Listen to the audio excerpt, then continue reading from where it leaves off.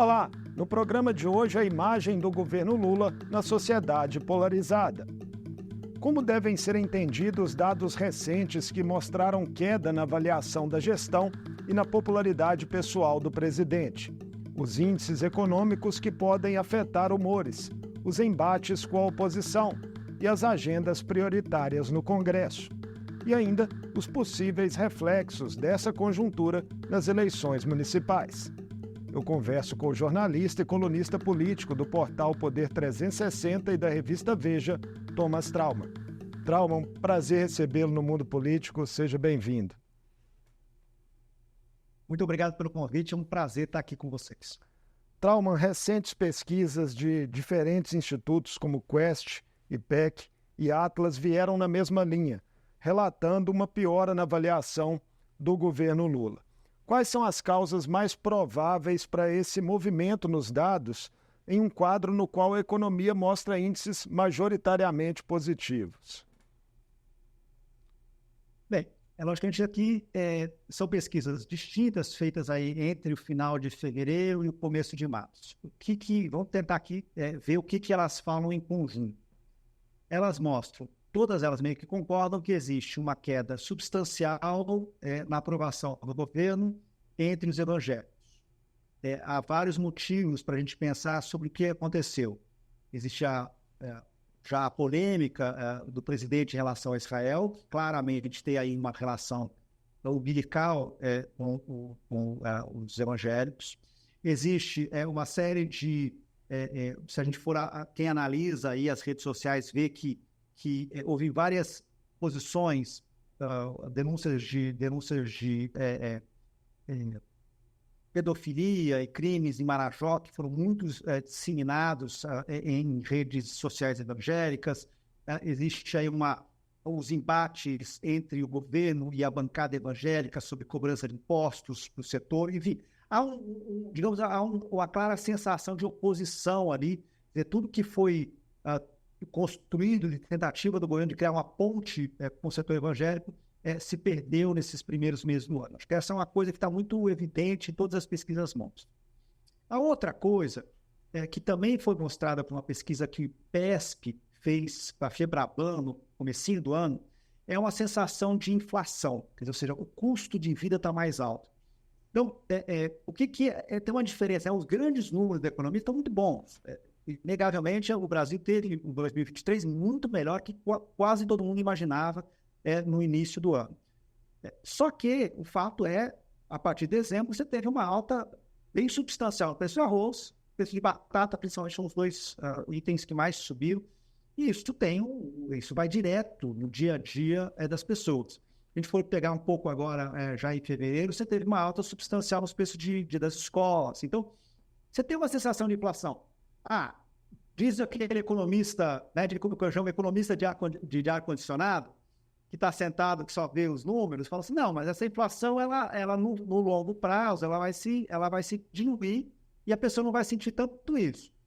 E isso é que todos os indicadores dizem. Só que as pessoas não vivem no ar-condicionado, elas vivem no dia a dia. No dia a dia da feira, é assim que os preços estão aumentando. Você tem uma situação hoje de uma sensação ruim. Podia ser pior? Podia ser pior.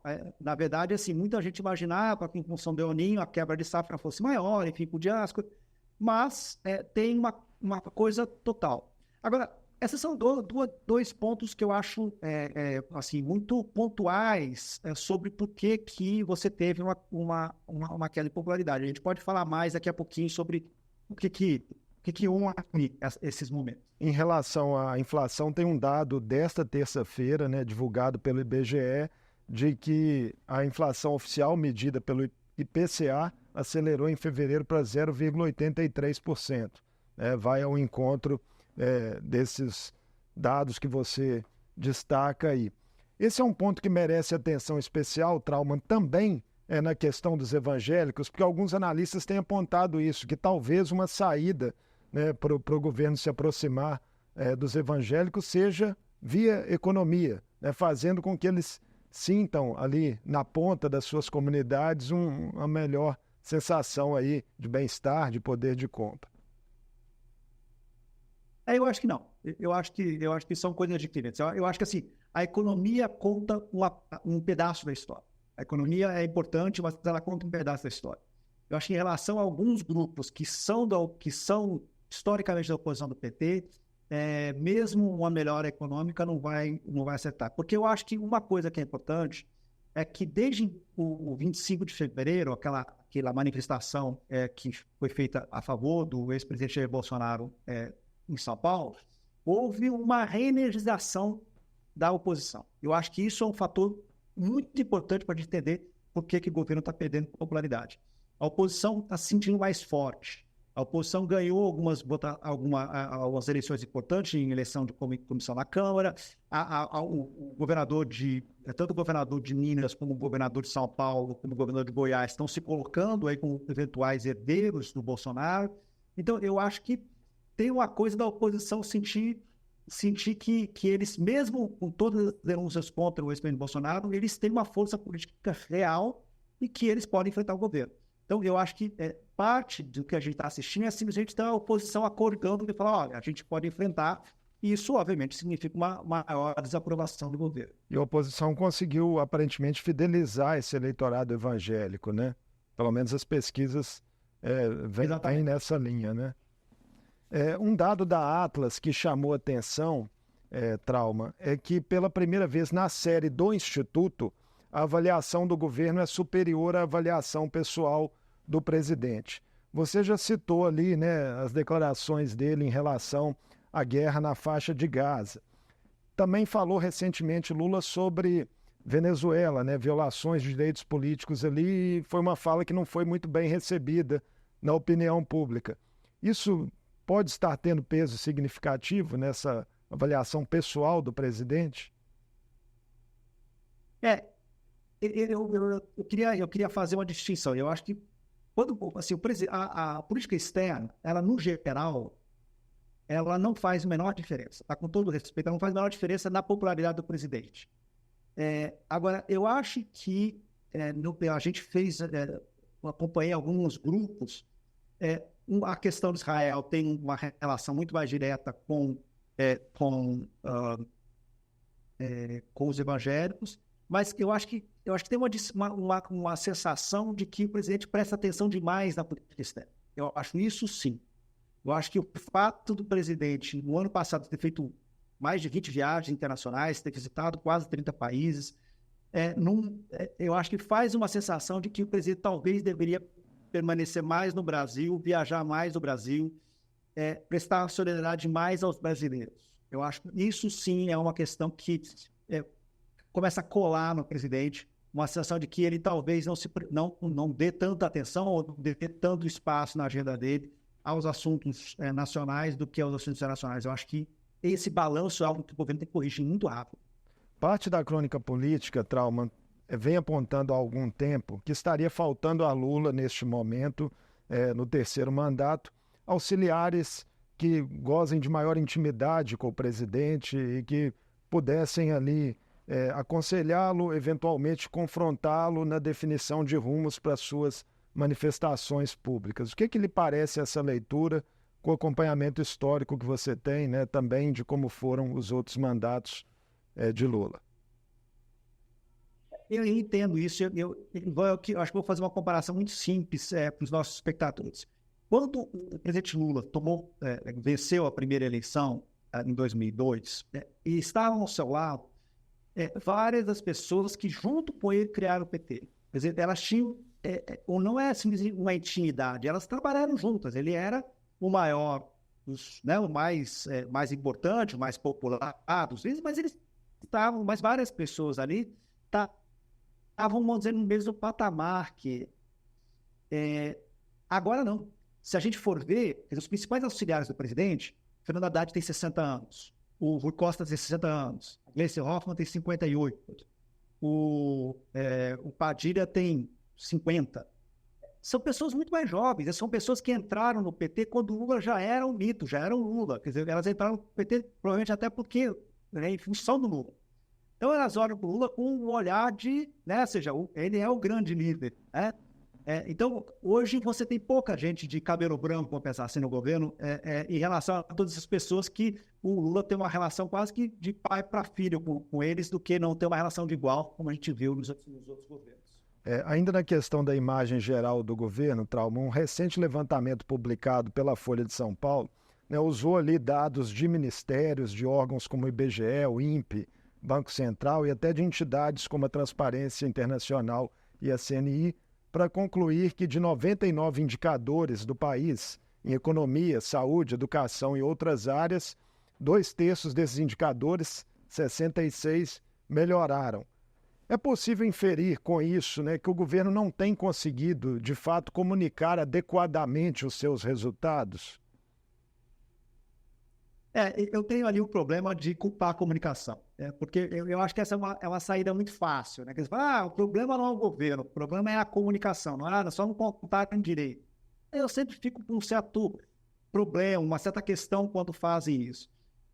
Eu acho que assim, é inegável que o 2023 foi um ano muito superior a que se imaginava. Agora, eu acho que em 2024 o governo tem um desafio diferente, e eu acho que talvez ele não tenha entendido o tamanho do desafio. Ele não entendeu que a oposição já se retomou o seu lugar e, portanto, vai ter uma oposição firme.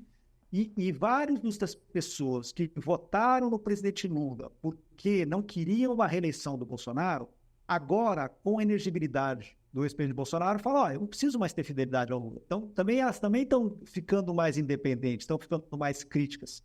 Então, você tem uma situação de 2024 que ela não é a mesma situação de 2023, entendeu? Então, eu acho que o governo não está preparado para isso. Eu acho que se o presidente Lula mantiver uma comunicação que ele só fala com os seus eleitores, só fala com aquelas pessoas que já são, vamos dizer, convertidas, né? Ele pode ter mais problemas de popularidade nas próximas pesquisas. Mas esse traço na comunicação você enxerga de que estaria pregando para convertidos na maior parte do tempo? Não. Eu acho que isso é uma questão, sim, mas eu só dizendo que não basta. Eu acho que é também uma compreensão política de que você está numa situação diferente. Quer dizer, não basta só falar para o seu. Você tem que falar para esse grupo cada vez maior de pessoas que votou no Lula. São pessoas que votaram no Lula porque não queriam a reeleição do Bolsonaro, porém, com a elegibilidade de Bolsonaro, não se sentem automaticamente ligadas ao Lula. Elas podem, eventualmente, votar num outro candidato que a direita apresentar, pode ser o governador Zema, pode ser o governador Caiado, pode ser o governador Tarcísio, que se apresenta em 2026. Então, eu acho que essa turma que o governo está se desprendendo nesse momento, e eu acho que isso não é só comunicação, isso é também estratégia política. Pois é, vocês descrevem, né, você e o professor Felipe Nunes, no livro Biografia do Abismo, a polarização calcificada na sociedade. Por quais estratégias o governo conseguiria enfrentar esse quadro, né, e quebrar resistências, na sua visão?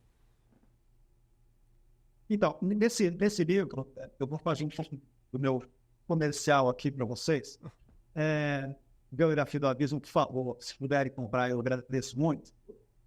Eu e o Felipe Nunes, que é professor da FMG, nós fizemos uma avaliação de quase 99 mil pesquisas feitas entre 2021, 2022 e 2023 sobre a aprovação do governo, sobre o que o brasileiro pensa, sobre opiniões dos eleitores em mais diversos temas. E nós chegamos à conclusão que existem dois grandes núcleos, quer dizer, o núcleo dos eleitores do Bolsonaro e os núcleos dos eleitores do Lula. E há o que a gente chamou de calcificação, ou seja, eles estão calcificados dentro deles. Isso mais ou menos, vou fazer um número muito genérico, mas é como se a gente tivesse 47% dos eleitores de um lado e 47% dos outros. Estamos aqui fazendo uma comparação grosseira. Mas tem 6% que estão aí nesse meio. E esses 6%, é desse 6% que eu estou falando. Esses 6%, num país que está tudo tão parecido, esses 6% forem para um lado, forem para o outro, eles decidem a eleição. E eu acho que é disso que nós estamos, disso que ele está tratando hoje. Eu acho que tem esses 6% que estão meio que abandonando hoje o Lula e ficando aí numa área ou independente, ou mais crítica, enfim. É isso que pode fazer a diferença na próxima eleição. E esses 6% estão majoritariamente nos grandes centros urbanos, não é isso? Pelos levantamentos de vocês. A gente qualificou eles como dois grandes grupos. Um grupo para o grupo dos empreendedores, ou seja, motoristas de Uber, motoristas de táxi, pequenos comerciantes, que na última eleição votaram majoritariamente no ex-presidente Bolsonaro, e o que a gente chama de sociais liberais. São pessoas de educação alta, renda alta, que já viram, que sempre votaram contra o PT, historicamente, vamos dizer, ex-tucano, no geral, mas que votaram o ex-presidente Lula em 2022 por oposição ao Bolsonaro. Esses grupos é um grupo pequeno, são 6%, mas um país que 2% resolve a eleição pode ser decisivo. Vamos falar um pouquinho do Congresso, Trauma. O governo sofreu um revés recente, né, que você já citou aqui no início da nossa conversa, ao perder para a oposição o comando de comissões importantes, como a CCJ e a Educação, mas tem conseguido êxito na pauta econômica, né, que terá desdobramentos importantes ainda em 2024, com novas etapas da reforma tributária e outras medidas. Como avaliar essa balança da relação para o Executivo até aqui no Parlamento, sobretudo com o Centrão? Eu acho que é um sucesso. Eu acho que até agora, assim, se a gente imaginar que esse governo iniciou com 130 deputados, ou seja, não conseguia nem votar nome de rua, eu acho um absoluto sucesso. As derrotas do governo até agora são mínimas, não são nenhuma derrota assim, abissal, vergonhosa, tudo parte do jogo. Eu acho que esse ano do Congresso ele vai ser definido por uma questão, a sucessão do presidente Arthur Lira, como que ela vai ser conduzida. Quer dizer, tudo que a gente vai assistir no ano legislativo, nas votações, vai ser o presidente Arthur Lira tentando criar uma bancada de apoio para quem ele indicar como sucessor e tentar atrair o governo para um acordo em que os dois, né, Arthur Lira e Lula, se façam um acordo sobre quem vai ser sucessor e não tem uma disputa em fevereiro do ano que vem. Tudo vai sim depender dessa questão. A questão todas as votações, se o Centrão é contra, o Centrão é a favor, então tudo no fundo é pano de fundo para a sucessão da Arthur Lira, uma vez que no Senado já está meio que dado que o senador Davi Alcolumbre deve ser eleito novamente presidente do Senado. Você vê condições práticas do Planalto eventualmente optar por um caminho diferente que seja o de Arthur Lira, né, escolhido para sua sucessão? É possível, sim. Eu acho que assim, hoje existe uma possibilidade, e é muito disso que o medo que o Arthur Lira tem, é que o Planalto faça um acordo com o PSD e apoie o candidato Antônio Brito. E seria uma candidatura forte de oposição ao Antônio Brito, ao Arthur Lira. Eu não acho que isso é o que vai acontecer. Eu acho que no final, depois das eleições municipais, eu acho que o presidente Lula e o presidente Arthur Lira vão se reunir e vão fazer um grande acordo por um nome e fazer uma composição e pronto. É o que realmente eu acho que no final é o que vai acontecer. Você já falou um pouco, né, na entrevista, Trauma, da força da oposição, e Jair Bolsonaro e seu grupo mais próximo seguem pressionados pelo inquérito da PF que apura a articulação de planos golpistas. O ex-ajudante de ordens, né, o tenente-coronel Mauro Cid, prestou novo depoimento ontem e, segundo a imprensa, ratificou ali declarações anteriores, acrescentando elementos que apontariam, mais uma vez, para o envolvimento do presidente e de militares de alta patente, né, no processo. Essa investigação, Trauma, na sua visão, pode caminhar de fato para uma eventual prisão de Bolsonaro? Todo indica que sim. Eu acho que não é mais uma dúvida. Eu acho que mesmo nos círculos políticos não há muito mais uma dúvida que o Supremo, a Polícia Federal e o inquérito dirigido pelo ministro Alexandre já tem elementos suficientes para pedir a prisão do ex-presidente. Mas eu acho que isso vai ser uma coisa muito cautelosa.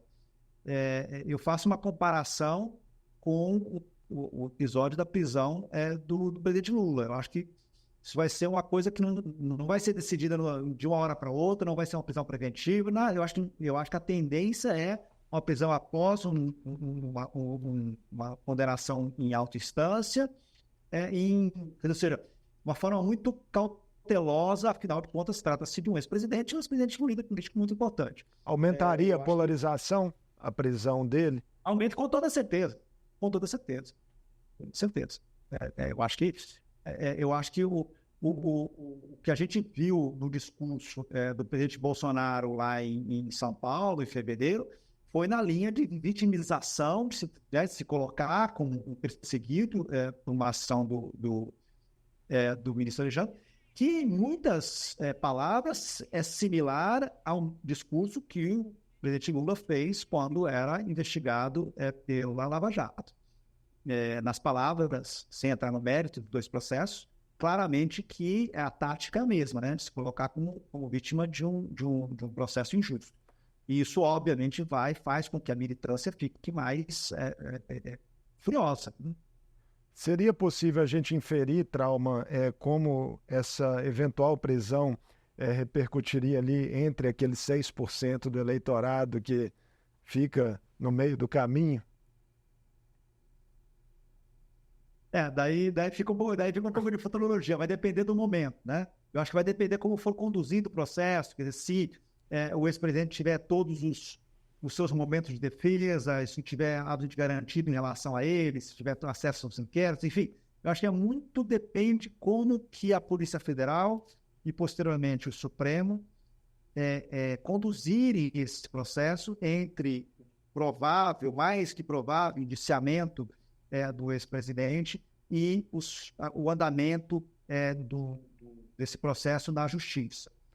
Eu não acho que... Eu acho que se houver, não, vamos dizer assim, entre esses eleitores independentes, a impressão que há uma celeridade da justiça ou que há uma postura da justiça de prender o ex-presidente, porque, né, num processo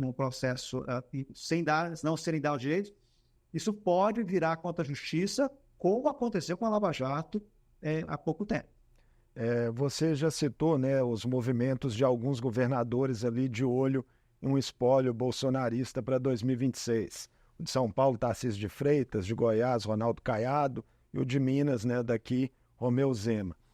Na sua visão, eles têm conseguido se equilibrar entre o jogo institucional e esses interesses eleitorais mais adiante? Algum deles está se saindo melhor nesse esforço?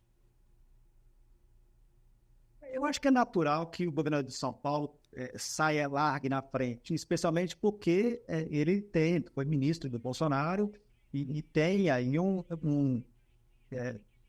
ele foi o único a discursar no governo 5, enfim, tem ali, ele é mais, vamos dizer, mais bolsonarista raiz do que o governador Zema e o governador Caiado. Tarcísio e Caiado, inclusive, estão indo para Israel, né? Tarcísio e Caiado, inclusive, estão indo a Israel agora. Eu anotei aqui uma série de coisas que o Tarcísio fez nessas últimas semanas para que claramente mostrem, né, ou seja, ele está indo para Israel, ele está fazendo um grande elogio à ação policial no litoral paulista, que deixou um número recorde de mortos. Ele enviou à Assembleia Legislativa um projeto para negociar terras devolutas com um desconto muito grande para fazendeiros. Ele está acelerando a privatização da Sabesp. Ele está... ou seja, tem uma série de coisas que o Tarcísio está fazendo, agradando vários grupos que são grupos tradicionalmente bolsonaristas, né? Os evangélicos, o agro, a polícia, enfim. Tem o mercado financeiro, quer dizer, tem uma série de ações que o Tarcísio está fazendo que, obviamente, não são coincidentes, né? São posturas de um pré-candidato. Michele Bolsonaro pode entrar nesse jogo, Trauma? Ela já parece cotada para disputar uma eventual vaga ali no Senado, caso Sérgio Moro seja cassado. Eu acho que tudo, assim, Michele, ela tem um potencial eleitoral? Tem. Eu não consigo, em todas as informações que eu tenho, imaginar, quer dizer, que informações que o ex-presidente queira que a Michelle seja a candidata. Ele podia ter feito isso, várias oportunidades para fazer com que a Michelle tivesse mais destaque, etc. Eu não consigo, até agora, enxergar na postura do ex-presidente um incentivo real para que a ex-primeira-dama seja candidata a presidente. Eu acho que não é o caso. Eu acho que nós estamos nesses 3 candidatos e é possível, e eu acho que não vai sair disso, não. Para encerrar nossa conversa, eleições municipais desse ano, né, em que medida você acredita que essa polarização que a gente tanto conversou aqui na entrevista vai dar o tom das disputas? Eu acho que, infelizmente, vai dar muito. Porque eu gosto das eleições municipais. Eu gosto delas serem solteiras, né? Elas serem um ano à parte. Porque isso obriga os candidatos a prefeito a discutirem IPTU, discutirem preço de passagem de ônibus, discutirem buraco de rua, discutirem a qualidade do posto de saúde. Coisas que, infelizmente, os governadores não discutem, porque a eleição fica naquela mistura de tantos candidatos que os governadores mal discutem, senador, as pessoas esquecem quem votar. Prefeito não, o prefeito cria uma relação muito próxima do seu eleitor justamente por isso.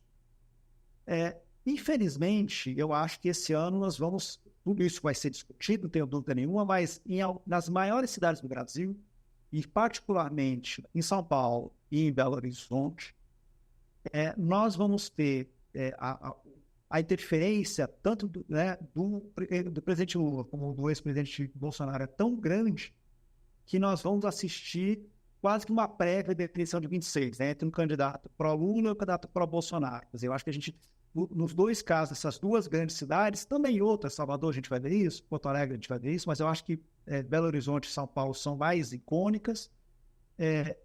Você vai, assim, o fato do candidato A ter o apoio do presidente Lula ou do candidato B ter o apoio do ex-presidente Bolsonaro pode ser o que vai fazer com que um ganhe e o outro perca. Vamos acompanhar com atenção. Trauma, muito obrigado por essa conversa conosco. O Mundo Político tenha sido a primeira de outras oportunidades. Eu agradeço muito o convite, foi uma grande honra. Eu estou à disposição quando vocês quiserem. Um abraço. Eu conversei com Thomas Trauman, jornalista e colunista político do portal Poder 360 e da revista Veja. Falamos sobre a queda recente de avaliação do governo Lula apontada em pesquisas, os elementos que podem influenciar as percepções da sociedade e a conjuntura nacional que se desenha para os próximos meses. O Mundo Político fica por aqui. Obrigado por nos acompanhar e até o próximo programa.